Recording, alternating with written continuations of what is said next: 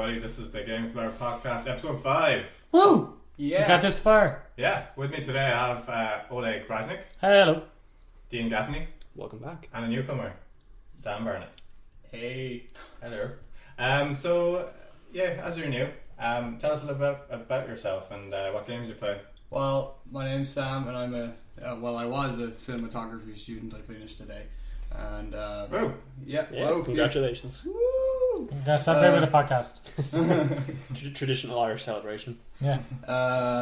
What I've been playing lately is just a crap ton of Star Wars games. The last one I played just before I got here was Jedi Knight 2, a Jedi Outcast, and before that was Republic Commando. So Good game. Yes, all good games.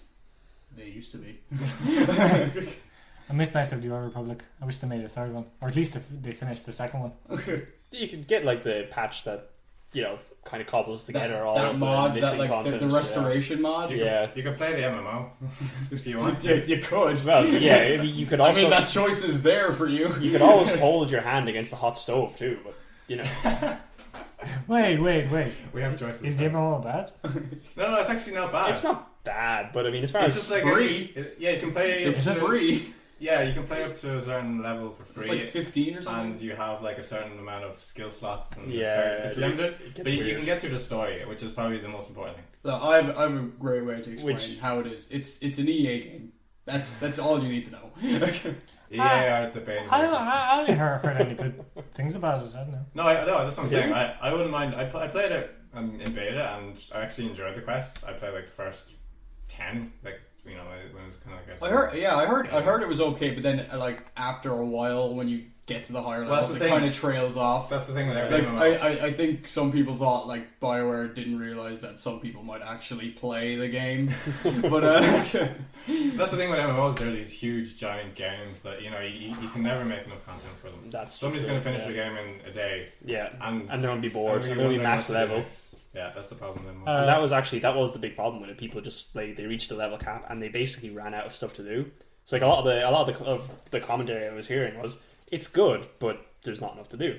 You know, there's not enough end game, as they call it, in the MMO space to keep people going once they not finish the enough main, bang for the buck. so to speak. Exactly. So Sam, is there any game from this decade you're Wow. Well, This hey game- now. It's true though. It's a decade. That's actually 10 years ago. Jesus. Oh my God. Too spooky. Crap. Too spooky. But crazy spooky? I think the last current gen game that I played was probably either The Last of Us or Grand Theft Auto 5. Both good games. Last of Us. In terms of like, if you're talking strictly about games as art, Last of Us is probably very much up there. But Grand Theft Auto 5 was just kind of the same satirical commentary on America as it always was, but it was still, the gameplay was miles better than any other one. Oh, it was really fun. Yeah. From what I Yeah, played, sure. which wasn't very much. From the 5-10 hours up and I played into about it. 10 hours again. I actually want to play more. It's just such a big game that you have to Definitely. devote it. There's many It's people. daunting. Like, it's great. It's a lot of fun. But it's nothing new in terms of story or narrative. But like, Well, I mean, it is quite new for the Grand Theft Auto franchise to be following 3 characters. oh yeah, Oh, I love that. like it introduced a lot of gameplay mechanics like that weren't previously in the game, or it just it fine tuned what was previously in the games to make it what it was now, and it was really impressive. But in terms of like how the story was, I'm pretty sure they just made it the comedy that it was just to make up for the disappointment that some people had in Grand Theft Auto 4. Albeit I did enjoy Grand Theft Auto 4 story the most. Yeah, out of any of them. it was very dividing for some fans. Like, Yeah. some people loved the serious aspect to it, and the fact that the game grew up by comparison to its predecessors. Some people just found it. Boy. Yeah, I liked it. I just found it really depressing, and I wasn't prepared for that going into a GTA game. And I felt this huge disconnect between Nico Bellic, the rampant crime lord who I was, running around the streets throwing grenades at people and beating up hot but dog every vendors. other minute he's like, why am I killing all these people? Why? Why? I promised myself I would not do this again. But then why did? But you blew up all the. Oops. Ludonarrative dissonance. So we wanted to have the what we're playing section earlier on this week, just to let you guys know, whoever's listening, what we're actually playing. And what If we you're think out these there. games. Yeah, no, I actually think people are listening because I got another 9 downloads on Pod Minder Marvelous. yesterday, and I think we have about, actually for episode 3, I think we have almost 100 views plus downloads combined. So that's actually pretty most awesome. of them are from Pretty Ireland, good, so somebody's Well, I mean, It's good to hear. It's good to hear. The Irish gaming community kind of needs this right now. Well, I mean, friends, we are here for you. What Irish gaming community? What do you mean about, we're the Irish gaming community? It's Yeah, all- just us in this room. We need there to are crack down. literally dozens of us. So yeah, anyone want to chime in? Who's been playing what? Okay, I'll go first. I have purchased and played Shadowrun Returns. Oh yes. Ooh. Yes. What is Again, that? Shadowrun Returns Is that is a No, I know it is. Yeah. remake For of an people. old game called Shadowrun, and now it returns. Did not see that coming. it's Not the Xbox 360 one. top down. No. It's the top-down RPG. Yeah. Yeah, it's a Yeah. top-down. Classic It's RPG. a top-down RPG with with a great story and really nice, very simplistic graphics. I'm really enjoying it. What would you compare it to? I was compared to XCOM. Excellent. Really? It's a mix between like Baldur's Gate and XCOM, and some sort of post-apocalyptic future punk. Fallout world. Cyberpunk. Yeah, Cyberpunk. cyberpunk. So yeah. the Shadowrun world. Nice price tag too. It's only like Yes, It's not It's separate. only reasonable. Just a tip. It's on sale on the Humble Bundle store for like $2.30, Oh. seriously. and that's why I bought it.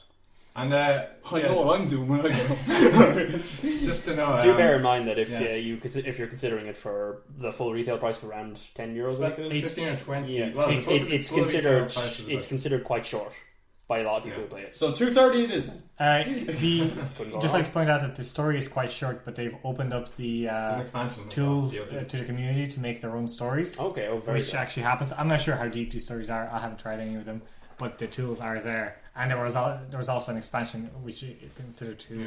be quite a bit longer. Yeah, I'm enjoying it. It really reminds me of the old XCOM, which I played for 40 to 50 hours. So I'll see where this takes me. Well, this game probably isn't 40, 50 hours, but I'm sure you get some. Yeah, but I'm sure I can get my enjoyment out of it. Yeah, definitely. For two One thing Yeah, I'd like to mention certainly. though is that From those It's Kickstarter videos though, like you could see that the people that made it like did really care about making Yeah, it. yeah. So you know, like short or not, it's still got a lot of heart in it. Definitely. That's definitely what it feels like. I mean, there's actually, instead of a lot of visual indicators of like smells and things, Yeah. there's a lot of flavor text that appears on the screen instead, saying, "Oh, you've entered a room and your a pungent smell hits your nostrils." It's like a pen and paper RPG. It is like Very paper, much, yeah. it's like a Like visual pen and paper Like RPG. Zork. Yeah. There you go. Yeah. One thing I'd like to That's mention what about though is that it's called Shadowrun Returns, Mm-hmm. and that really kind of lives up to its name, as in the tutorial is not very comprehensive. It's just a little booklet that you can read before you start. So it's like a 90s RPG. Yeah. I suppose. It's a very well designed booklet, but it's not a tutorial. It's just a bit of stuff to read, Mm-hmm. and the story just kind of drops you in to the middle of it, and just the game almost treats you like an adult and expects you to know what to do, which is fine for me. I didn't mind that at all, but some people might be left out by it, and I think that's because it's called Shadowrun Returns, so it's a true sequel, or at least a spiritual sequel to the last game, instead of trying to be a completely new game on its own. Cool. So, Dean? I've been playing The Binding of Isaac, Ah. which is Again? again, yes. Clocked about 80 hours at I this certainly stage. hope so. Immensely addictive little. I suppose it's a top-down bullet hell shooter, but it's also got roguelike elements. So every level is randomly generated, and every room is randomly generated, and filled with different enemies. And the boss at the end of every level, for there is a boss at the end of every level, is different each time. There's a certain rotation of enemies. Like it doesn't randomly generate new enemies, but there's a huge pool, and you never really know what you're going to be going up against when you enter into a room. And it's kind of amazing. It's a very strange game. The graphical style is it's very cartoony, but the monsters themselves, the monster design is amazing. It's one of the very few games where I've looked at something and I've been legitimately revolted and disgusted by it. There's so many disgusting designs. It's the enemies where their eyes just pop out and float around the room trying to damage you, and enemies where their main attack is peeing on themselves, and oh god, it can be an immensely disgusting game. Just an example that I feel needs to be brought up. Your first or main weapon or whatever, I've only played for a couple of hours, Is your your tears. tears that you fire at the enemy. You are a small child who has been severely abused by his mother, and you cry tears of of anguish, and you use them to burn your enemies. It's like I said, this is a strange and kind of disturbing game when you look into it. But as far as actual mechanics go, it's extremely solid. It's fairly well polished, except for the fact that it's built on Flash, so it runs like ass. But the actual mechanics, they are silky smooth. They're great, and even when you lose, because again, it has these roguelike elements, it's a little bit like FTL, or any other roguelike game, kind of these procedural dash dungeon games, where you can just get so fucked over from the very start in a run. You're just like, from the first level, like, no, this isn't going to work. I should just restart. You may be the kind of player who perseveres through that anyway to try and see how far you can get, but sometimes you can just get royally screwed. And even when that happens, even though it feels like bullshit, it pulls you back in because it is so rewarding when you do complete a dungeon run. And isn't it made by the same guys that made Super Meat Boy? It's made by one half of Team Niche, and it's made by Edmund McMillan, and he teamed up with another guy called Florian himself, I think, and they Is the made other guy involved? No, Tommy. I can never pronounce Tommy's second name. Was there some sort of controversy between them or something? No, not at all. So they just went their separate ways. Like not even This was before Super Meat Boy. Yeah. Oh, no. Together, wasn't it? Yeah. No, in fact, Team Niche, the original Team Niche who made Super Meat Boy, are now making another game called is that the Cats game? Mew Genics, yes. Mew Genics. It looks so cool. But that's a different topic. I saw a couple of videos of that game and it looks weird. It's strange. In typical Team Meat fashion, it is very strange. But in typical Meat fashion, it'll probably succeed because I guarantee you right now, games. everything that I've seen about it looks amazing. Just a quick rundown on Mew Genics, folks, if you're interested. It is a game about cat breeding, and there are cat pageants and cat fights, and if you can kind of imagine a sort of cross between Tamagotchi and Pokemon, but with cats and Team Meat's very unique art style and sense of humour, that's what Mew Genics is, and if you're interested, you should definitely check it out. It looks like an interesting game. Definitely. Team Meat reminds me a lot of Behemoth. The guys who make Castle Crashers and all that stuff.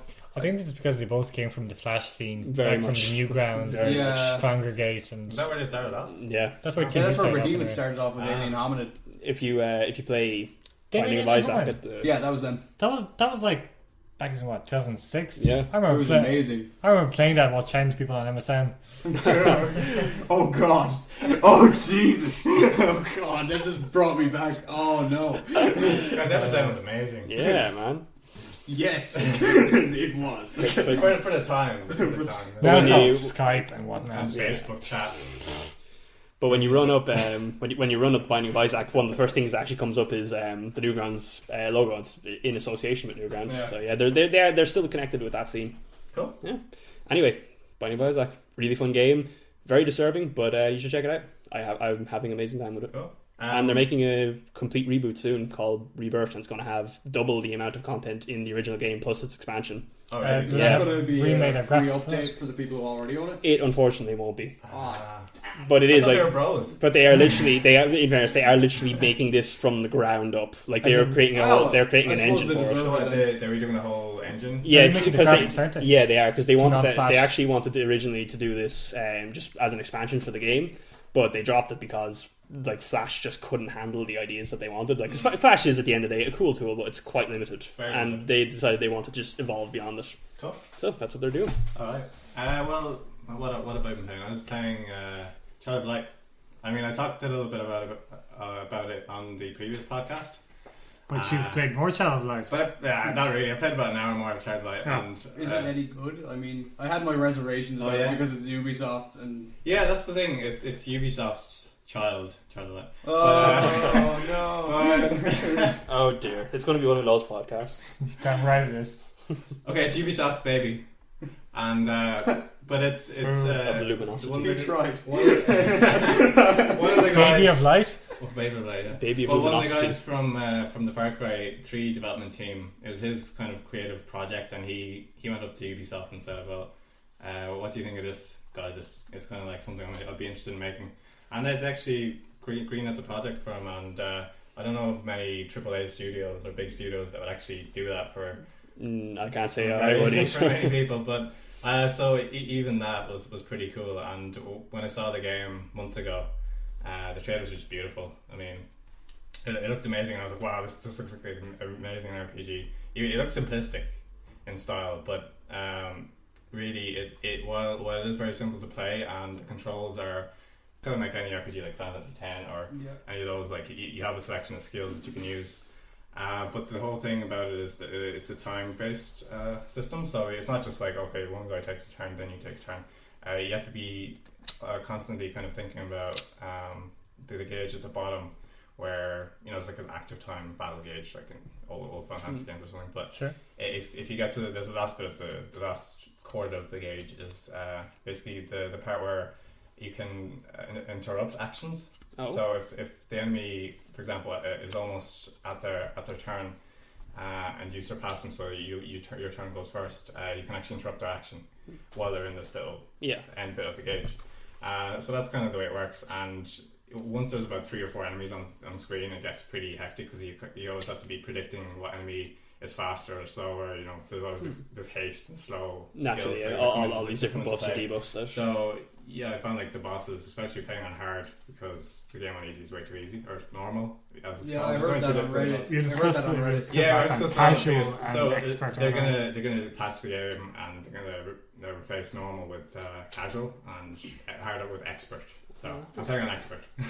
Because you're an expert. Because I'm an expert in RPGs. That's basically the way their angle on it is. Well, you are a resident RPG expert. If you play RPGs, you're gonna have to play this game on expert, otherwise it's gonna be way too easy.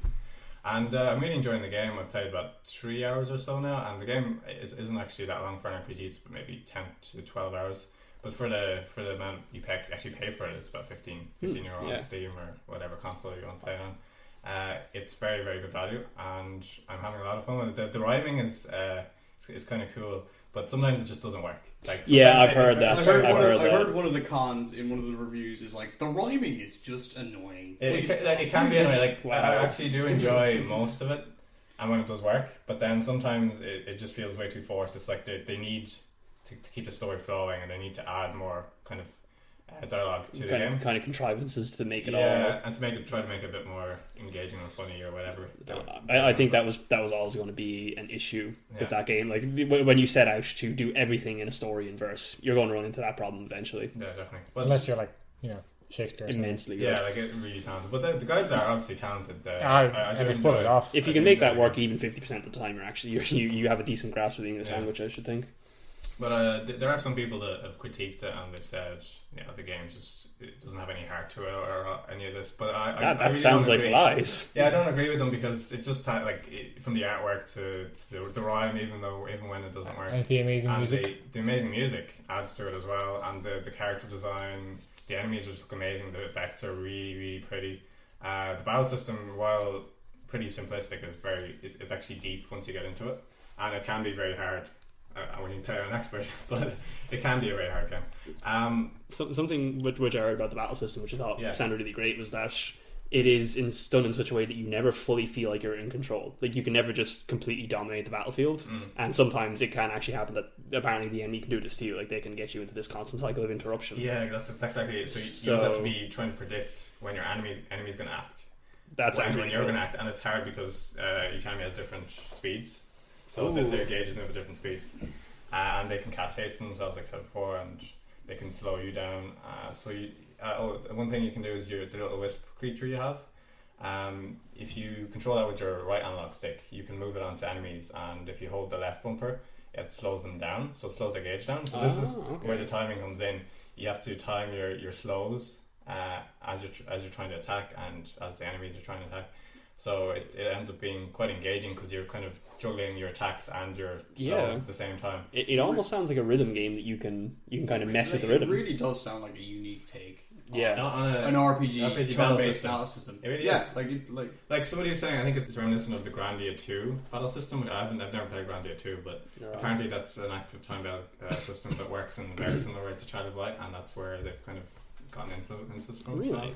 So there are other games that used a similar type of battle system, and obviously the Final Fantasy games have a lot of games that use the active time battle system. So if you're if you like Child of Light and you haven't played the whole Final Fantasy games, I'd suggest you check those out for sure.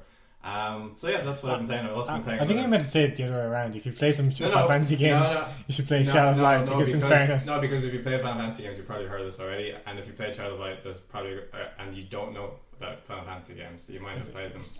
unlikely. You know, no. But if you're playing a Ubisoft game and you're not familiar with RPGs, because this game isn't really an RPG. Like if you look at the trailers and stuff, they don't really show the battle system that much. So That's true. It's true. They just showed off the art, which they showed. Yeah, which is how they're selling the game. But, I very much recommend it. I'm having a great time with it. I've learned the hard way not to start RPGs on the hardest difficulty after playing The Witcher 2. That's kind of a special exception, really. I played on the second hardest difficulty, which I thought, it's the second hardest difficulty. How hard can it be? I died at every encounter. Every fight encounter I died at. But I persevered. Even on normal, that game's hard. It's I extremely never difficult, really got into that. I had no idea what to do ever. But then again, I never played the first one. I have it. You don't have to play the first one. You really don't. No. But if you get into it, you should. It's one of the best games. What do you mean? You didn't kind of get into the battle system, or you couldn't get into the story? I didn't understand what anything did. Like I'd use a spell and then I couldn't use it again. I was like, "Where's the gauge that tells me why I can't use this again?" It is a pretty old school style. Very, game very like harsh. So yeah, it's very much PC. Yeah. RPG. When you come into it, it expects you to know certain things. It expects you to know certain concepts that not everyone will be familiar with. I mean, even for me, like I've played quite a few RPGs, quite a few action RPGs, and even The Witcher 2 really took me. Like I couldn't complete the first kind of bossy fight in that, which is like maybe 5 minutes in.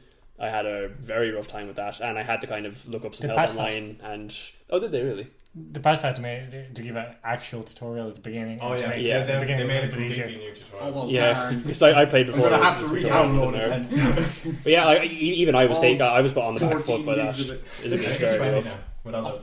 See, they give you free content. Flip indeed. They give you free content, like 6 gigs of it.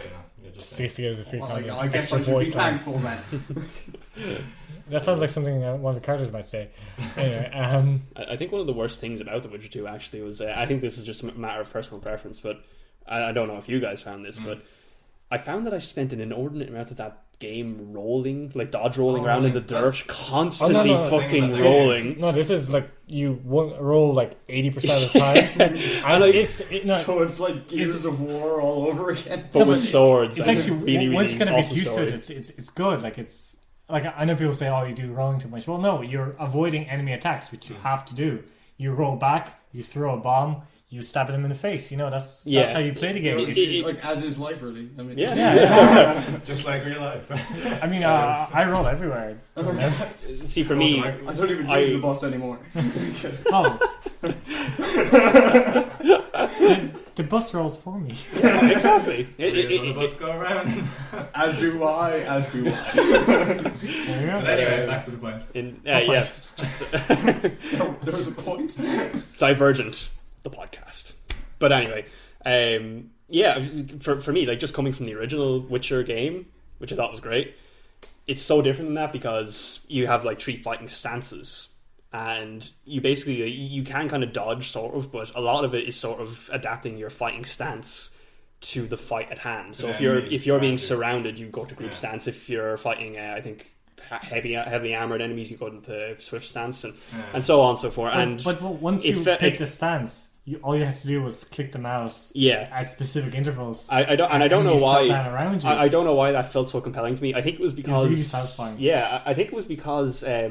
Geralt, at least in the game, I have not read the books, but in the game he is played up as the Witcher. He's this amazing swordsman, and he's magic, and he's all these things. He is a legend. He is a legend in this world, and it felt right to me that I could stand there with 6 men around me, swing my sword in a big arc, and kill all of them in one hit. It felt right to me. It really kind of he's more than a human. He's a powerful being, but he's still mortal. There's lots of scars on his face, on all of his body. He's been to many fights and he's taken a lot of damage. From it's not simple for him to fight. It's just he's good at it. And the second one definitely communicated that better, but it felt hard difficulty. Yes, gives me nightmares. It just felt really strange for me because just seeing this amazing super warrior just rolling around in the dirt all the time was like, okay.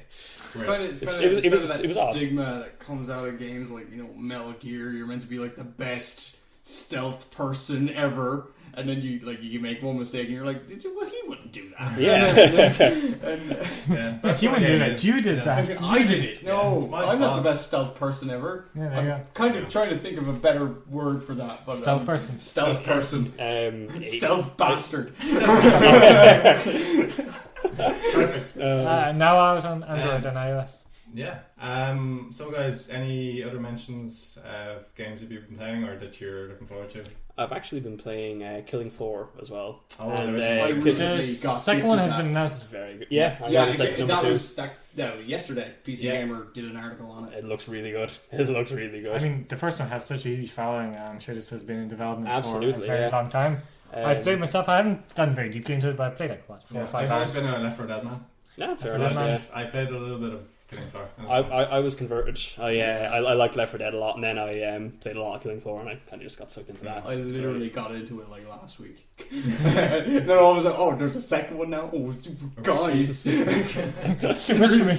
seriously, Yeah. guys, my It, wallet. it does look like so much fun though, and Yeah. the original one is great. I mean, I don't think I've ever. I personally, I've never played a game before where the No, go on. where the guns just feel so amazing. I mean, they just feel incredible Really on punchy. Killing Floor. So punchy. There's such crunch to the shots. Oh yeah, and I mean, like Oh, when crunch. you get these amazing moments in the game where you get these amazing moments in the game where every now and again headshots. And I'm actually not sure the exact condition, but a moment of slow mo will be triggered. And because the game is cooperative, the slow-mo applies to all the players. But of course, the zombies are still like moving really slow. And just when you've just reloaded your dual Magnum revolvers and it goes into slow-mo and you just get every headshot as you're going, and that game just feels incredible. Feels satisfying. It's I so amazing. really do love that mechanic though. It's like it really aids the whole cooperative. It really does. Mechanic to it. It's like, I did this, but now my whole team gets to benefiting from relish it, in yeah. the advantages of it. And I've only played like about an hour and a half of it, but I did really enjoy that hour and a half. Yeah, it's an immensely It's a enjoyable good game. hour and a half spent. I think you need people, friends to play with as well. Honestly, I've never actually had trouble finding a decent pub server to play on. I mean, most of the time, you kind of if you play on the easier difficulty, it's fine, and you'll get along with people fine. On the harder difficulties, people will kind of expect you to know what to do because the maps are sort of, I wouldn't say exploitable, but there's definitely kind of min-maxing sort of optimal ways. Like there's optimal points. Just as there would like be with any in other Counter-Strike. Yes, or- absolutely. yeah. And there are optimal Left 4 points Dead. to stand on a map to make a stand and to just stay there for the entire map until it comes time to move to get to the next trader. But there are some places as well where if you stand there you'll die, like in the first wave. So on the higher difficulty levels you kind of need to know this, but you get there with experience. On the lower difficulty levels you can kind of just run around and have fun. So I've never actually had trouble getting along with pub teammates. If I'm playing at the correct difficulty level, I find that everyone knows what I need them to know, and I know what they need me to know, and you just click. That reminds me of the time when me and you spent about 30 hours playing Chaos Rising, Just rising. Oh, okay. the last stand mode. It's What's Chaos Rising? Warhammer 40k. It's Oh. the Dawn War 2. Yeah. It's another game that I haven't played. Hey, let's talk about games he hasn't played. Yeah. Over and over again. Yeah, that I'll was just great. make sounds of me leaving. But yeah, that's we've talked about the announcement of Killing Floor 2. Let's talk about some news then. So DICE is under EA has announced. Sorry, they've already announced Star Wars Battlefront at an earlier stage, but they're claiming that they're going to show more at E3 2014.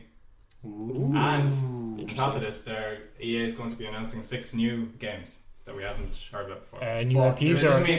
doesn't mean for speed. Yeah, this they're time. skipping Need for Speed. So did they imply these were new IPs? No, or no, just... they're not saying these are new IPs. These Just are, new games. Oh, okay. these are just games that haven't been announced yet. Great. If I were to take a guess, I'd say Mass Effect is going to be one of them. Yeah. Mass It Effect. wouldn't The surprise me. spin-off. Not The MMO. not necessarily Oh, Mass the Effect, MOBA. but Mass Effect, whatever. Oh yeah, Jump in the esports bandwagon. One of the rumors Please about no. it was that it's going to have a subtitle instead of a number, which is kind of Which makes sense. Yeah, it's definitely. already ended, so why should there be a Yeah, four? it's not going to be a It's full. a spin-off. Considering the divergency of the endings as well, Yeah, there's no way they could possibly have a game after that. Okay. Sorry. After any of the endings. No. Actually, that's a massive overstatement because it doesn't change hugely, I guess. But I don't know. It seems like it would be very, very wonky to try and work it. You would have like just a massive effect on the next game. Massive effect, yes. Would it now? So yeah, what do you guys think of Battlefront? I mean, myself and Ollie, we played a lot of Battlefront 2, I think. My God, we played that game. We rented that game on the PlayStation 2, and we played the game on the PC. So it's very clear we're all very much into the Star Wars. Oh yeah, into Star Wars. Okay, well, right. I mean, not as much as you. Definitely not. I've only seen one Star Wars movie, but I've played more Star Wars games than. Jesus, I know where I'm not wanted anyway. I've played more Star Wars games than I've seen movies. He doesn't want to talk to you anymore. Look, every movie has already been spoiled for me. How am I supposed to watch them? Look, right? There's a lot to be appreciated. No, I'm not getting into this. Luke is Darth Vader's father. It's Luke is Darth Vader's father. It's just ruined. There's no point in watching. Star Wars confirmed for best time travel film. Oh God. No, but. Oh God. Oh my. Fucking anyway, Gabe and preserve us. But anyway, back to Battlefront, guys. So, how much of Battlefront have we played? I'd say about 100 hours in total between two of us. I'd say Battlefront 1 probably dominated my PS2 career. Yeah, career. Oh yeah. Everyone had a PS2 career. I was like, except me. Best console. I had a PS2. I was deprived child. I'll agree on that. I'll agree on that. I'll let you have this one, Dixon. But yeah, Battlefront 1 definitely dominated my whole PS2 life. So what do you think DICE will do with it? I mean, they have a lot of experience with Battlefield, and that Battlefield really hits the nail on the head in terms of a war setting. Like, compared to Call of Duty, where, you know, it's very confined and there's no vehicles, there's no, well, I mean, I guess you suppose you have, like, you call UAVs and choppers and stuff, but with Battlefield, you know, it really feels like a war.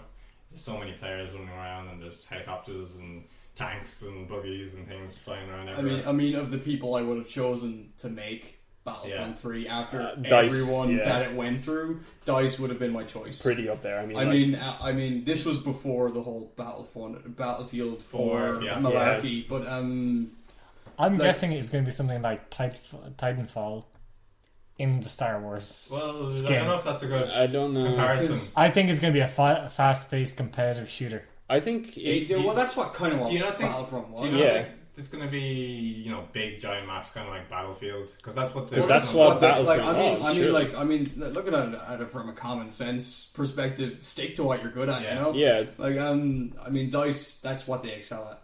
I mean, that's very much what they've been so good at for like ever.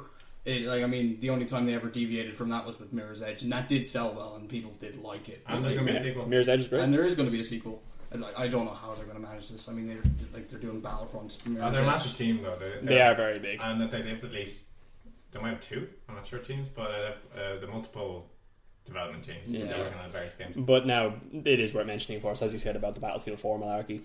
You know, like that is still a very rough game around the edges. And I mean, are we seeing the signs of them just being spread too thin there? Or is that just because it was such a fast release schedule? Probably fast release. Probably, yeah. Maybe a bit of both, but probably the second. I mean, I'd probably say it's the same deal that happened with Mass Effect. I mean, it's a very similar situation. I mean, you mean EA? Yeah, it's just EA's fault. Okay? Let's just drop the pretext. We're blaming EA for this. Speaking of EA, they're actually, you know, Origin for PC. Yeah. Yes. They're actually giving away free games. They have a program that gives away. They're giving away this month. What is it? Death Space. Plants vs Zombies, the re-edition.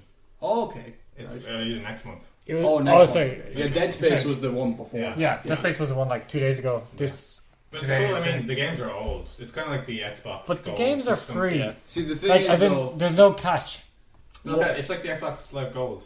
Except you have to pay for gold. Yeah. One of the comments I read on Reddit when this became a published article was, and it really opened my eyes to what EA are doing. It said like, every game that they're going to release is probably going to be something that they had in the Humble Bundle. before. I mean, Dead Space was in it. Yeah, And they were selling it off Zombies. very cheap. No, look, Probably that's true. not. Like, that's all true. But at the end of the day, It's a free game. it's still a free game. It's definitely a step in the right direction. Yeah. But you Like, see, I mean- We're not going to complain about free games. Yeah, but- absolutely not. But you see, as far as step in the right direction goes with EA, every time they do take a step in the right direction, I hate to jump on the hate wagon with these guys, but my God, they enrage me sometimes. Like, for instance, Dungeon Keeper. Dungeon. Oh wow. I'm not Like, even. I was Oh my gosh. actually like I try to stay in the middle of the fence with EA because they're just a company. They are, yeah, exactly. Yeah. I do mean, too, but they everyone- do such nasty shit. But Everyone Dungeon wants Keeper, to they make just money. ruined Dungeon Keeper. Everyone is out to make money. Yeah, That's Yeah, understandable. definitely have to make they're just barefaced about it. Like where I was coming They're from. just honest. where, Can't blame them for that. where I was coming from by referencing that comment was this: while these games are free and it does look like a step in the right direction, thinking about it, it's not really costing them that much to do it. And I you know mean, what? if And they you know- were giving yeah. these games away in the Humble Bundle before, it obviously isn't that much. And you know what it's doing? It's just bringing more people into Origin. Yeah. Considering That's it's just- Steam never yeah. gave us a free game.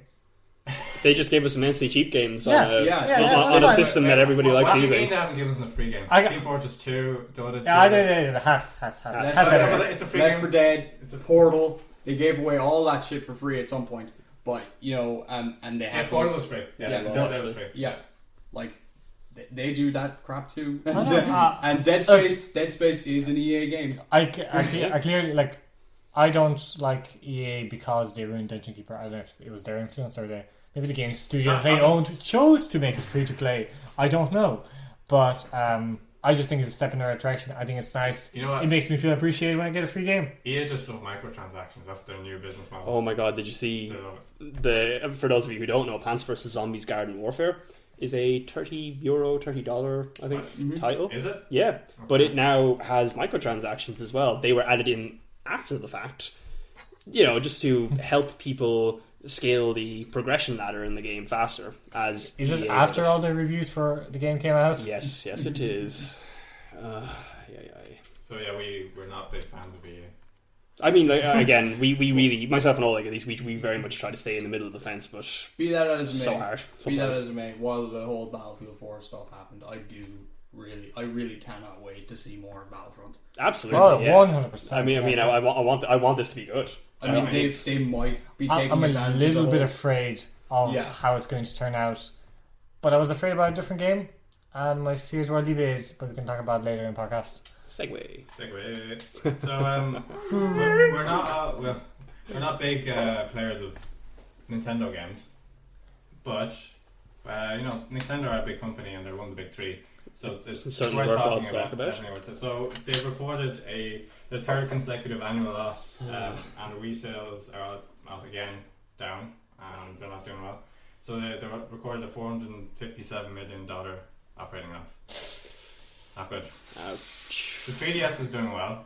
Did but they the have Wii enough U is money? doing terribly. Do I have enough money stockpiled to keep them Afloat for years, yeah. for like 40 years? I think it was. They're still gonna notice this though. Oh, of course. I mean, absolutely, a yeah. loss is a loss. It They is. there was rumors that they're making a console for the emerging markets Yeah, in there's 2015. they're making a console for like I suppose China and the emerging markets. It'll probably be like a stripped down Wii U, I would imagine. Yeah. Absolutely, That's yeah. my thinking. And a cheaper version. Maybe it'd be like a Wii U that comes without the the need for a TV, perhaps. oh, Yeah, that's kind of interesting. Yeah, like Vita TV. yeah. Yeah, like it was like play Vita games without the need of a Vita. The reason why I was thinking about the Vita is the last thing I read about the Wii U, other than all those game announcements, was the PlayStation Vita has actually surpassed the Wii U in sales. Oh my god, really? Wow. That's impressive. Yeah. That's And jeez. the Vita's Like- not doing well either. No. Yeah, like that's I want to buy one considered now. like that's I want to buy considered like the losing side of Sony right now, but it's still somehow Doing better. doing better. Yeah. I think that's all going to turn around once Mario Kart 8 and Smash Brothers come out. But like right now, that does Yeah, not look I good. think the Wii U came out at the end of 2012. Yeah. And it's sold about just over 6 million. If you compare that to the PS4, which came out about half a year ago, less than half a year ago, that sold about over 7 million now. Just Yeah. it's worrying. It is It's an interesting change considering like how well the the Wii Wii. did. Yeah. So what?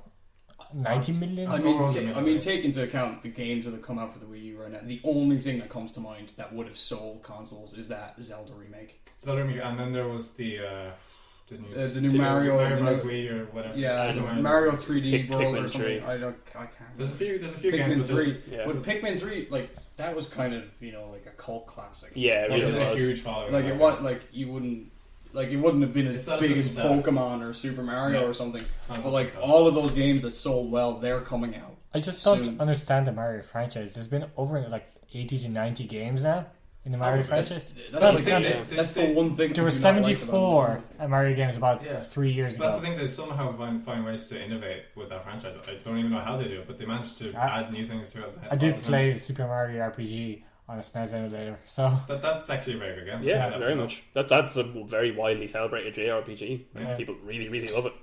but I don't know, it wouldn't be a Wii U seller for me. Definitely. But okay, more Nintendo news. Pokemon Ruby and Sapphire 3DS remakes have been announced. So it's Omega Ruby and Alpha Sapphire. Yes. It happened. So yeah, I mean, this comes as no surprise. They've remade Gold and Silver and what have you And everything. in between. Fun fact: the last Pokemon game I played was Pokemon Gold. Yeah, the last one. I Wait, yeah, go on. just roll call here. Who actually got Ruby and Sapphire when they came I've out? never played them. Never played them. Am I the only person that The new Pokemon bothered me, and I was like, young people coming in with their newfangled Pokemon. Get out of my tall grass! it's Ruby and Sapphire are actually my favorite generation of Okay. Pokemon. How many Pokemon did those guys have? 350? I think it got bumped up near 400 anyway. It's probably 350. But yeah, it was definitely my favorite gen of Pokemon. Yeah. Because it introduced all of the abilities that are popularized in the new ones now. Like you could run. There was the dual battles, and the transition to the advanced console was it just looked so much better than Gold and Silver, like aesthetically. I mean, and the music was even memorable, and I think it had the best story of all of them. Yeah, I All good points. definitely did not play the I mean, Gold game for the story. I played a lot of Red and I played a lot of Silver, Yeah. but after that, I kind of got out of the Pokemon phase and I grew up a little bit. But I know, I'm not saying that it's for No, In all fairness, I think I'm the youngest person here. I would play it if I had it. Yeah. Yes. How do you? I'm 21. Yeah. we're all old. We're all older. Ancient. We're all But Nintendo also said they managed to ship 12.26 million copies of X and Y, which is quite a. I was quite a one of big them. number. I was one of them. I bought a 3DS just for that game. And then you sold me the 3DS. And then I sold it because I was poor. And now you're going to buy it again to play the new one. Why? Yeah, well, I'll have a good job by then. See, Hopefully. there we go. Okay, so that's the end of the Nintendo news. I want to talk about an MMO. It's been around for quite a long time now. EVE Online. Eve. EVE Online. I'll sit this one out. The mysterious land of Eve. It's like I've heard so much about it. Yeah. But I know how it goes, but I never quite. delved into All it. I ever hear about that game is like the world's largest space battle is happening in Eve right now, and then like you hear this like about once every 2 months, and every time it's like, what, really? And then you just don't have any interest. Yeah. in it. Sounds, but it honestly sounds like I need an accounting degree to be quite good at that game. Yeah, that's what people say, but like, if you love space sims and you've played like single player games like Freelancer and all these X, games, etc. the X series is a great example as well.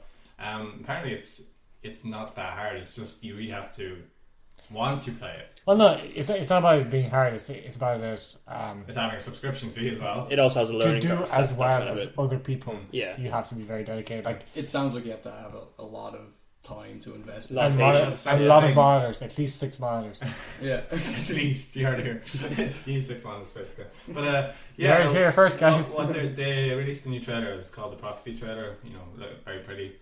Spaceship battles. We know the drill anyway. But the interesting thing about EVE and CCP, who are the developers, they have this interesting strategy they're going with. So they released Dust 514 on PS3 a while ago, Initially it didn't do great. There was there's problems with the actual system of the game itself. You know what the problem was? I didn't even know it came out. It was on open beta, closed beta for ages. You know what the problem was? What? It being a PS3 exclusive. It being a PS3 exclusive. Yeah, that's the thing. This is the thing. Nobody on PS3 had really heard of what this amazing but very distant game called Eve was. Yeah, but I kind of have to give it to them though.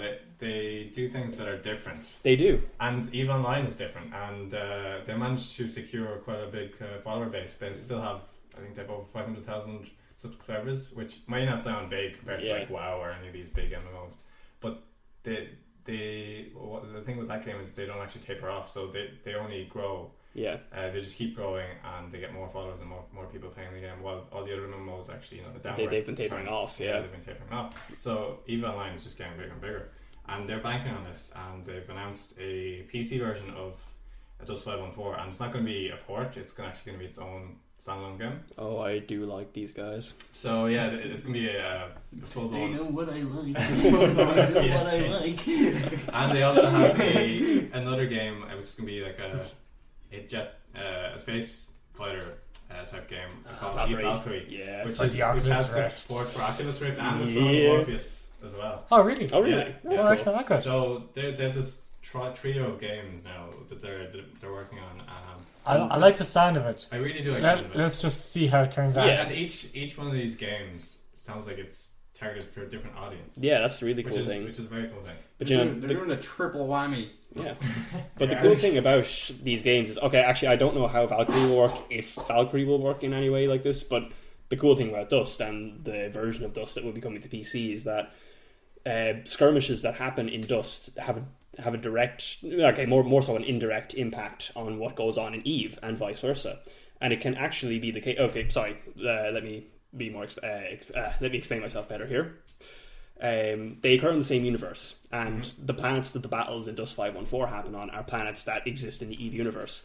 And the simulation goes so far that if you have access in Eve to one of the large spaceships that have an extremely high caliber space weapon, you can fire that at a planet that a skirmish is going on in Dust 514, and it will happen in real time in Dust 514. That is so cool. That's what they're trying to sell people on. But it just needs to be implemented a bit better. Yeah, it just needs to be released on PC. Also, yes.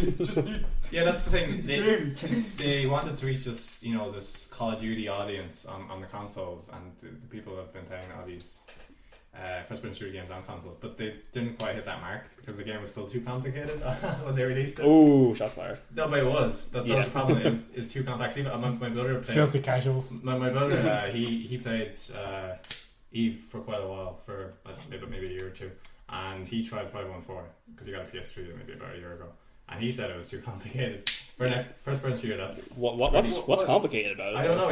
That's basically what I said. I didn't get too much out of it. Like we just mentioned, we were casually talking, but it's basically just the systems and the way it worked. Usually in the first person shooter you dive in and you shoot people. Yeah. Here there was a lot more back end stuff that you had to worry about, and that was the kind of problem. And then they iterated on it. The more you're talking, the more I want to play this game. Yes. Thank God there's a PC version. It's still running. A complex FPS. I like this. Yes. Is there more? Definitely. But speaking of complex FPS and FPS in general, Epic Games. I was going to mention. Yes. Just quick. I'm assuming you guys have had big discussions about Oculus Rift and more. Yes, we have all the VR stuff. All I was going to say was what kind of is daunting to me right now is I don't know how I'm ever going to be sold. I know I'm about to go on a tangent, but I don't know how I'm ever going to be sold on this if because it's a whole new kind of platform. Like if I want to buy a PlayStation, I already know how it works because I've played another PlayStation already. I haven't had a VR thing before, and I don't know how. It's just big TVs in front of your eyes. Oh well, okay. No, but that's all it is. All it is that when you put the mask on or the Oculus Rift on, all you see is just really giant screens in front of your eyes. You just see black to the side. The only differentiating I thought it covered your entire field of view. It does not completely. You can still see the. Yeah, I mean, okay. It can't. It doesn't touch your eyeballs, so there will always be a little bit of disconnect there. Yeah, but it's just imagine sitting really close to a cinema screen. Oh, okay, right. And then as well as that, the differentiating feature between that and just putting screens really close to your eyes is that when you turn your head, the game world turns with you. Yeah. So Like I know there's that whole motion tracking thing, but it's just I don't know how they plan on selling this to like people who don't immediately know about it. Facebook. Because Facebook are going to do everything for them, isn't that right? But like you know, like I said before, like if I was going to go out and buy a new console, like I can properly imagine how it would be once I got it, because like I know how a console works, and like just like if you say to someone who didn't know about it, oh, are you gonna get an Oculus Rift? They're not gonna know what it is, and they're not gonna know that's true. how it feels to play. We'll see when now they'll have money. Yeah, they can do things like putting Oculus Rift into every GameStop in the world, and like people try that and they've been blown away. Kiosks. Yeah, get them tested out. Yeah. I mean, in an ideal world, I assume what they were originally banking on before this big acquisition happened was that, you know, this is a very, very big step towards kind of, you know, VR. This is the coolest, like, kind of, you know, realization of virtual reality we've ever had before. And I think they were kind of banking on people saying this is amazing and it kind of selling itself, you know, through word of mouth. But, you know, as you say now, they will have this massive injection of cash to spend on marketing, so it won't be that much. But if this product is actually going to be as good as we hope it will be, I think it's just going to kind of sell itself, because you're going to say to your friends, "Oh, have you got an Oculus Rift?" And they'll say, "What's that? Some nerd shit?" And you say, "Well, actually, it's virtual reality goggles and it's really cool." And then you'll bring them to your house and you'll show them something like Valkyrie or whatever, and they'll be like, "Holy shit, this is amazing!" And they'll go out and buy it. If it's as good as we hope it'll be, if everything goes according to plan. Exactly. And we'll find out. Indeed. Epic Games. Epic Games. I'm making an epic game. I'm making hopefully epic game. Hopefully. A new Unreal Tournament. Fingers crossed. Unreal Tournament game. Unreal Tournament is huge. And I'm the most excited about this. For years. The most. And they're saying, I fight all of you. and they're saying it's going to be running on Unreal Engine 4, and it's going to be developed by the community and the development team, so it's going to be it's actually going to be open source from the get-go, which is crazy. The code will be on GitHub. Yeah.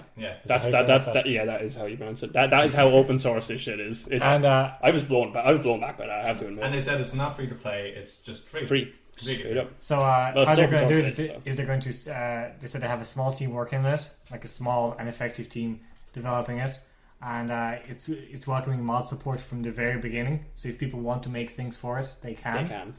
And there will be a dedicated forum for the game, which is, you know, happening a lot. Yeah. Look at H1Z1.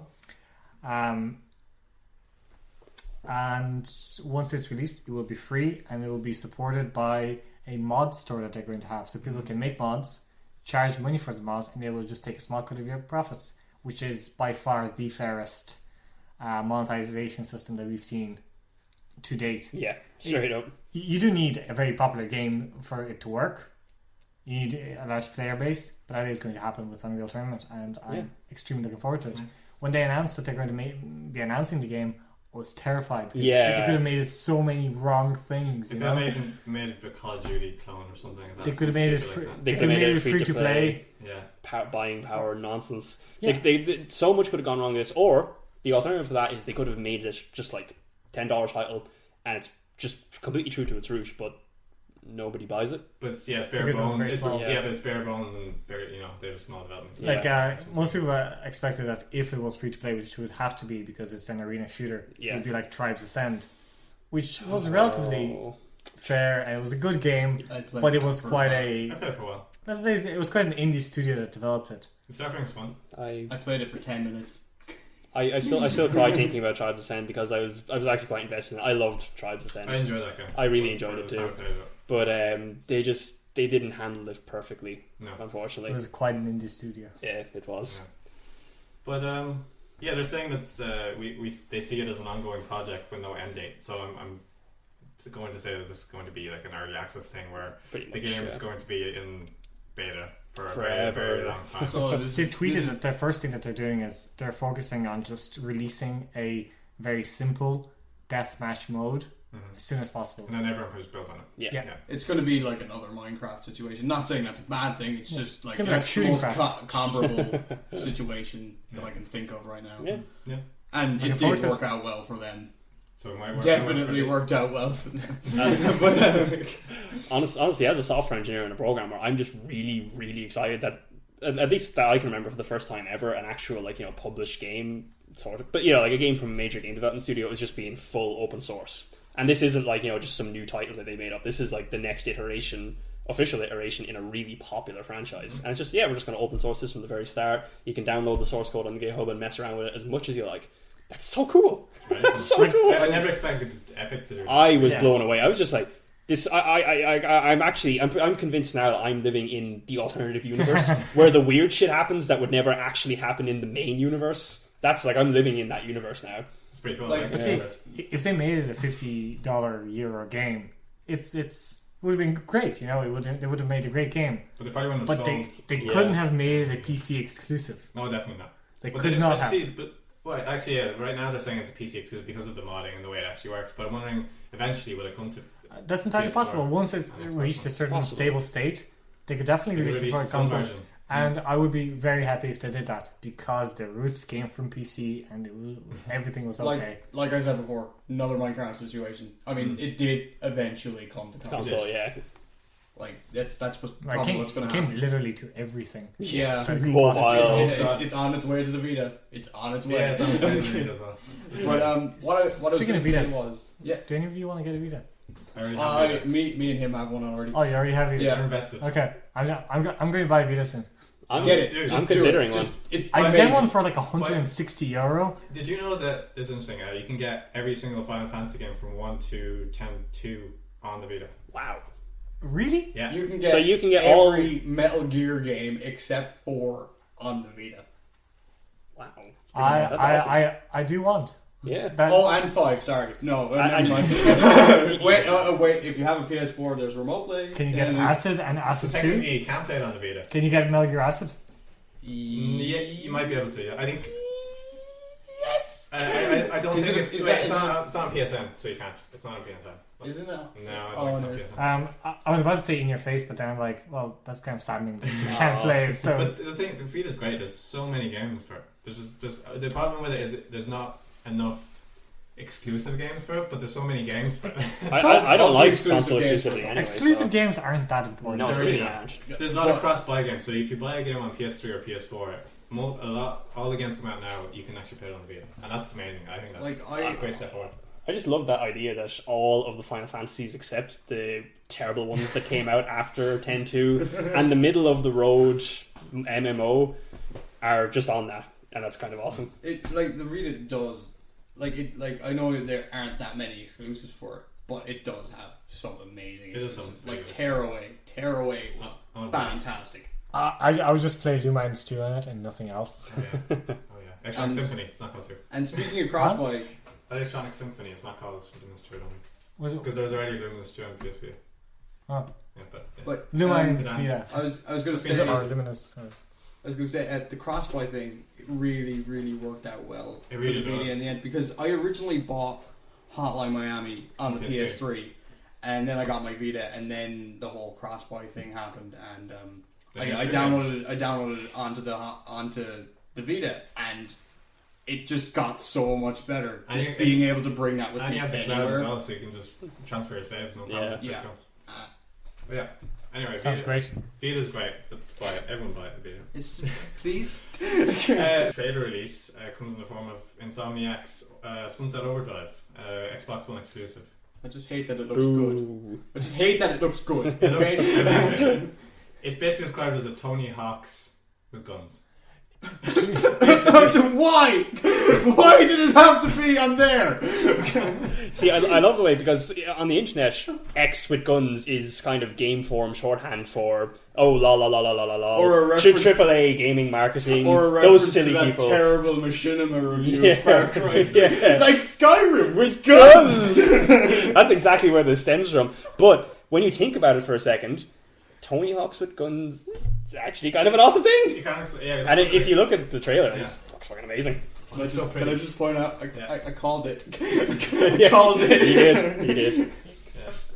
In terms of animation sense, it looks a lot like the Infamous Second Son. It looks that kind Yeah. of Yeah, animation. it does. It does look a lot It slower. looks like though. Infamous mixed with Like, Burnout the- Paradise. Yeah. The What do you rail mean? grinding. The rail grinding looks a lot slower Then what? than Because you need to be able Yeah. to shoot. yeah, from the rail. You yeah. don't But have you to can shoot. shoot an Infamous. You as can, well, yeah. and I know, it's- but Yeah, but you don't. what I was watching the video and they're trying to hit on the fact that you're kind of always on the move. Well, in Infamous you can kind of be on the move and then you can You could just stand still and stop, shoot. yeah. But here you always have to be on the move, and they said that if you're not on the move, you're going to die. Oh. That's- Oh, okay, that's actually Literally, awesome. Then, They promised. They There are actually a lot promised of that you're zombie going things. to die a lot. Oh, and the respawn The animations. respawn animations. Like one of them was Next you gen get, respawn You animations. get Next thrown in. out of a van. get beamed in from an alien spaceship. You come out of the ground in an Aztec coffin. It's amazing. Or in a Egyptian coffin. You're just reminding me of how amazing this looks and how amazingly not able I am to get it. Yeah. Yeah, I mean, I hope it's they not that port- we have anything against the I- Xbox One, but it's not like I that do. any of us will be buying it. I hope that they port either this one or the sequel to the PS4. I really do. Or the PC. Sure, But- Titanfall has been apparently. This is just a rumor, but apparently a build of Titanfall has been made and is completely up and running on PS4. Which might And- be very true. And I wouldn't be surprised if it was happening, but at the same time, they don't have to release it for the But PS4. see, they're pretty much confirmed that the sequel to Titanfall will be out on both consoles. Yeah, they have. but like if the first one does come out on the PS4, that is going to be the biggest slap in the face to the Xbox because that was kind of like its only good exclusive Yeah, it so really far, was. wasn't it? And it wasn't even exclusive, it was on Xbox 360 and And PC. PC. Yeah, like apparently, but the 360 one didn't come out for like a month. Yeah, do you know why? Because they're pretty much identical, and the Xbox One isn't really that much better than the Xbox 360 one. And then the Xbox marketing team kept using Titanfall as exclusive for the Xbox. Yeah. They Well, wanted to sell it. Oh, no, Decided no, to sell it, yes. they didn't say it was exclusive. They said it was the best on the Xbox. They said only on the Xbox. Oh my god. They did do that better with Kinect, better with Xbox thing for a while. Better Oh. with Connect. Nothing's Yeah, better one with thing Kinect. that was better with I Connect. remember they had that was one of the taglines for their advertisements for Mass Effect 3, and I was just like, So, yeah. in case anyone's wondering, Insomniac created Ratchet and Clank, Spyro, and Resistance. The memories. Some great series for So, the PlayStation. so it's basically Ratchet and Clank Wait. mixed in with Resistance. For the PlayStation. They were all PlayStation exclusive. Yeah, that's why it's so unusual. Besides Fuse. Fuse Besides is Fuse. multi-plat. Yeah. But it Fuse. was a There's disaster. the banger. Remind me of Fuse. Yeah, I feel Okay, I haven't heard Fuse of was this. that 4-player co-op game that was released by EA. It used to be called Overstrike, but Yeah. then it got completely changed. What was released to? Everything, I believe. It was released to PC, consoles and PC. You know the big three of the last gen. That way. Those Not. I said the big three. You jerk. Yeah. Oh man, that was so disappointing because when it was originally Overstrike and it just had this amazing, I think it was at E3 or something, Yeah, but they like, had it this had amazing It was a trailer. CG teaser. Yeah, but it just looked like it had so much potential to be this amazing nice. game full of personality. And It really did look good when it debuted at E3. It had this very Whedon-esque type dialogue to it. You know, the main guy was very, he's very Malcolm Reynolds, like, oh, yeah, punch me, I don't care. I'm just going to give you a one-liner and shoot you. But and then it just kind of just dissipated into something completely EA. Oh man, Final bit of news discussion. Something we want to talk about is Activision and their plans for Destiny. So they're saying they're going to pump in $500 million into this game, wow. including development costs, marketing. That's a lot of dollars. Well, they definitely have it. They definitely have They it. certainly But I mean, do. I think Grand Theft Auto 5 was something like $250 without the marketing. $250. That's $250 million. Oh, without the marketing, so it was probably about 4 or 5 million with the marketing. probably. But Easily, yeah. this is a new franchise. Grand Theft Auto was an existing franchise. Well, we'll see how much. A pretty big franchise at that. Like living in Ireland, we don't get as much of the video game marketing as the people in the US would. But the Second Son video game was Was actually plastered just plastered all over. all over the buses. Yeah, Yeah. every It still boss is. had Infamous Second Son Yeah. on it. But if you think about it, that Infamous actually sold so many PlayStations. We had a number in the first podcast there. I We can't did remember what indeed. it was, but it sold so many PlayStations because I- of the really good Like, I marketing. was originally going to buy my PS4 on the day Infamous came out, because here Infamous came out the same day as Ground Zeroes did. Oh, yeah. I was going to try and get those both, but then something happened and I didn't have money at all. Things exploded. But like, you know, that's just a good example of like the Infamous Second Son was like, he was poised to be the system seller. And Definitely was. So as this Destiny will be marketed a lot, and I would assume I will see it on buses as well as. And Destiny is actually being marketed as more of a PS4 game. Yeah, if you notice that all the promotion, it just says PS4. Kind of like what Call of Duty has for Xbox. Yeah, like it's like all the DLC apparently is coming out on the PS4 first. Yeah, something like that. Although I really don't like it when they say, "Oh yeah, all the DLC is going to be on this first." Yeah, the game's not finished yet. Yeah, can we just stop talking about DLC? It's like you can't make a single drop of DLC until you finish the game, release it, and then you can get started. Okay. Finish your dinner and then you can have the dessert. Exactly. Boom. So yeah, I mean, if I don't see some greens, you're not getting any of my greens, okay? I mean, like, I'm actually not even surprised at all that there's so much marketing going into Destiny, because I remember when it was announced, and I don't know if you guys remember the announcement, but they just said, "Hey, we're Bungie. We made Halo. We're making Destiny." And that was it. That was it. And then the very next day, I was walking down the town and I seen ads to pre-order it. Yeah. And I wanted to walk into GameStop and burn it down. All of it. I still do. Is there a time where you don't? I remember I used to love Game. What happened to Game? They used to be a real retailer. It's still open in UK, Northern Ireland. Yeah. They just pulled out of Ireland. But anyway, moving on. They like, it's a huge gamble for Activision, so they really need to put as much money into marketing it and promoting it as they possibly can. But they're gambling on it as well by putting so much money into it. So yeah, but what is it actually going to be? With enough marketing, it's going to sell. It's going to sell at least enough to cover its costs. And they have the whole Call of Duty name in the trailers. Like every trailer is like from the publishers of Call of Duty. Like also, it's going to be on the publishers. It's going to be on everything except for PC and Wii U. So, but it's literally on PS3, PS4, Xbox 360, Xbox One. So it should be on PC. But it's going to sell. Well, I'd say it's going to sell quite well. You know what else should be on PC? Friggin' Halo 3, but that's not happening. And Sunset Overdrive. And every other game that's not PC. Put that one out there. But Insomniac, if you're listening, please. Please. I really want to play Infamous 2, but I can't for the PS4 just at the moment. Please. Infamous 3. Okay, guys. 3, that's the one. Okay. And 2. It's the end of the news section.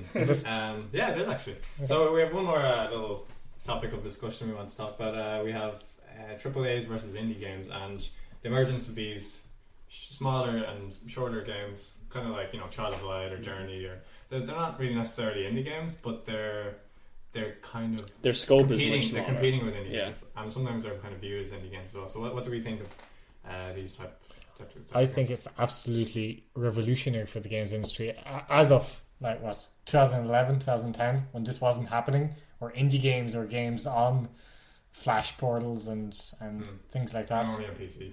Or Xbox Arcade was one of the first things to actually do. But that was cool. That was good, yeah. I remember when the day Limbo came out on the arcade. Limbo, there you go. That was one of the pioneers of indie.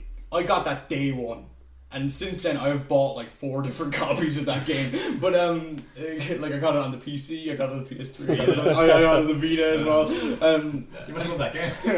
It's one of my favorite games of all time. It was just amazing. I should actually play it. That's what really got me interested in the whole independent video game scene. It's one of the games that, you know, everyone talks about as being a work of art, and what really makes games stand out. Because it is. If anybody argues with that, like, just show them Child of Light. It's an interactive. Any of these. It's an interactive watercolor painting. Journey or Limbo, like we were talking about. Yeah, like Journey really spawned the whole thing. Flower. Flower actually was the. Yeah, Flower wasn't as noticed as Journey was, though. It wasn't. Because Journey got all those VGA nominations, and then Flower got them noticed. Yeah. From their Journey. Flower was just a tech demo, really. Flower got them the funding, basically. Yeah. And then that same year when Journey got all the nominations of VGAs, The Walking Dead, an indie game, won Game of the Year. Walking Dead, oh my god. And then that's no longer an indie studio now. That's a very big studio. Yeah. Game of Thrones, Borderlands, everything. We're going to make every game ever just because. I'm kind of cool with that. I'm fine. I want a Buffy game. I want them to make a Buffy game. Yeah, really damn love right. I need to get into that's a Buffy. good. That's a good. Everyone watch Buffy. You guys listening, watch Buffy, please. Please. But yeah, honestly, with regards to this idea of how did you phrase it, AAA indies? Yeah. They're not AAA indies. No, yeah, It's kinda, Triple B? It's just talking about AAAs and indies and how like the lines becoming blurred. Because I mean, that game company had a deal with Sony and yeah. What's it called Child of Light is actually It's published by Ubisoft. It's made by them, and it's not an indie game. Yeah. These games aren't Well, indie. look, I actually think this is great. I think this is something that the AAA industry needs to do to survive. I don't think it needs to be a case of go all in with all your money on every goddamn title you make and serialize everything, make it a an annual release. That doesn't need to happen. I think these AAA publishers need to learn that it's okay and that it can be profitable if you set your expectations correctly and you set your funding correctly to give a relatively small amount of money to a small team who know what they're doing, who have a very focused vision to create a simple indie game That they actually care about making. Yeah, exactly. That's one of the most Like, important parts, and they will deliver on that. Talking specifically about Ubisoft, like all of everything that they've been advertising at like E3 and Gamescom and everything is just Watch Dogs and Division and guns. And swords. Don't forget Assassin's Creed. And then all of a sudden, out of nowhere is Child of Light. Yeah, and, it's like something- wow. And like I may not have that much of an interest in it, but like it's just so nice to see. Definitely. Like- That's my main interest in it. Yeah, like it's Just that looking it's at it. made by Ubisoft. Like you It's know, this kind of indie-esque game, but it's not an indie game. and yeah, like it's like it's a small game. It's like a really big indie game. Yeah. it's like it's like it just has heart. Sure, And yeah. that's what The artwork is made by the lead designer on that is actually the guy behind some of the first Final Fantasy games. Wow. So that's why they look so pretty. That's There part you of the go. reason. Another trend I've noticed actually is the studio has been developing these kind of DLC expansion packs that are completely standalone. For example, Yeah. Blood Dragon. Yes. Blood Dragon, Yes. for example. And The game was ridiculous. that game is. But awesome. I think that game is the best game Ubisoft has made in the past 10 years. Yeah, quite possibly. so like Festivals of Blood. Yes. That's a great example as I well. never got around to That's playing the that. only game. Fun fact: it's the only game ever that I've gotten all the achievements in. Really? Wow. Well, it's a very short game. Yeah. Also just came to mind Red Dead Undead Nightmare. Oh, That was yes, released as yes, standalone as well. Exactly. Like, Yes. I love seeing these kind of standalones that you don't need to own the main game. And you don't need to even play the main game. You can just You just buy them and play like 5-10 hours of if you like it, Quality you game. can just say, hey, Last time. I'll get the main game. Yes. Exactly. Yeah. Which? The Warhammer 40k last time. Oh, Yeah. right. Sorry, just mentioning it again. But again, this just ties back to what I was saying earlier. You know, game developers game publishers just need to know that it's okay. You can just give a small amount of funding to a small vision and expect reasonable returns from that, and it's fine. It's a great thing. I think Blood the Dragon industry should do sold it more. almost as much as Far Cry 3, didn't it? Yeah, I believe it did. It did. It should have. It was miles better than Far Cry. I think the only thing that I didn't like about Blood Dragon was the fact that I know this was part of the aesthetic, but everything kind of had this red haze over it, and there's nothing wrong with that. Like, but just the fact that it was red, it kind of constantly agitated me because red does that to people. I think And maybe also, that was part of it. red It's just an angry game. Yeah, Red kind of just makes you think, oh, I'm being shot at. Oh, wait, no, Yeah, it's in just the modern sky. games. It's just the sky that's making me think that. So, yeah, that was a bit of an interesting discussion there. absolutely. Yeah, that's the end of our podcast, guys. Thank you for listening. And as always, you can contact us at on our email at gamesblurb@gmail.com, Twitter at the Gamesblurb. Then we have our Twitter handles at Vladvek, that's me. Oleg is, At Oleg Brajnik, BRAZHNYK. and Dean is, I am at Asbestos Cake. And Where's I am that? at Samuel Barnett 93. there you go. So I hope you enjoyed that, guys. Tune back next week for more gaming And, news and comment.